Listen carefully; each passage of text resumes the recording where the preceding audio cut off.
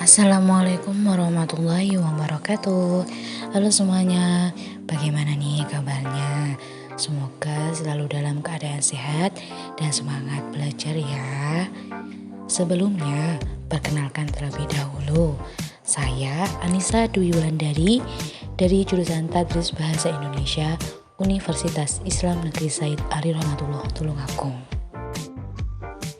Baik, di sini kita akan belajar bersama tentang struktur dan kebahasaan teks prosedur.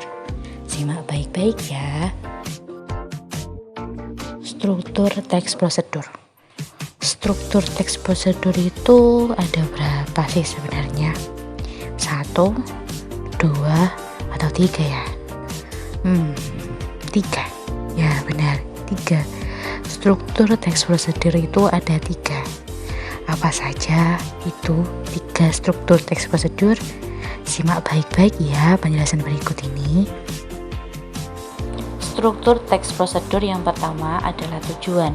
Untuk struktur tujuan yang ada dalam teks prosedur memang cukup beragam.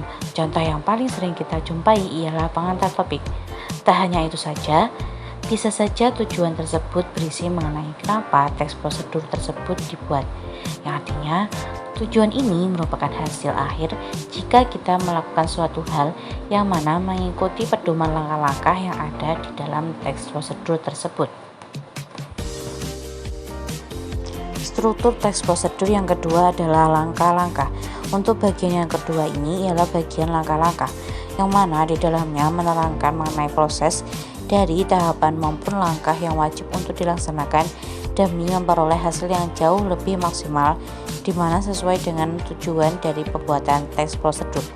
Pada bagian ini, langkah-langkah wajib disusun dengan cara yang berurutan, sebab nantinya akan membahas dari tahapan 0 sampai tahapan hasil pencapaian. Dan struktur teks prosedur yang ketiga atau yang terakhir adalah penegasan ulang. Untuk penegasan ulang berupa harapan ataupun manfaat apabila petunjuk-petunjuk itu dijalankan dengan baik. Kebahasaan teks prosedur. Kaidah kebahasaan itu ada di setiap teks atau naskah yang disesuaikan dengan jenis dan tujuan. Nah, untuk teks prosedur sendiri, kira-kira apa saja ya kira-kira kebahasaannya? Oke, mari kita bahas bersama kaidah kebahasaan teks prosedur. Simak baik-baik ya. Kebahasaan teks prosedur yang pertama adalah banyak menggunakan kata kerja perintah atau imperatif. Kata kerja imperatif dibentuk dengan akhiran kan, i, dan partikel lah. Ciri-ciri kalimat imperatif adalah berisi perintah, imbauan, atau larangan, serta diakhiri dengan tanda seru di akhir kalimat. Contoh, bentuk dasar pasti, imbauan kan, bentuk kata pastikan. Kedua, bentuk dasar hindari, imbauan i, bentuk kata hindari. Dan yang ketiga, jadi, imbauanlah, bentuk kata jadilah. Kebahasaan teks prosedur yang kedua adalah banyak menggunakan kata-kata teknis yang berkaitan dengan topik yang dibahasnya. Kata teknis adalah kata-kata yang memiliki makna khusus pada suatu bidang keahlian. Makna dari kata teknis ini adalah makna leksikal atau makna kamus. Yang ketiga adalah banyak menggunakan konjungsi dan partikel yang bermakna penambahan. Konjungsi penambahan adalah sebuah konjungsi bermakna tambahan yang diberikan untuk menggabungkan kalimat sederhana menjadi kalimat kompleks.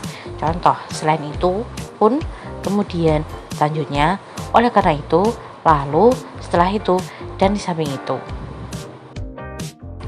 Yang keempat adalah banyak menggunakan pernyataan persuasif. Kalimat persuasif merupakan kalimat ajakan kepada seseorang atau banyak orang.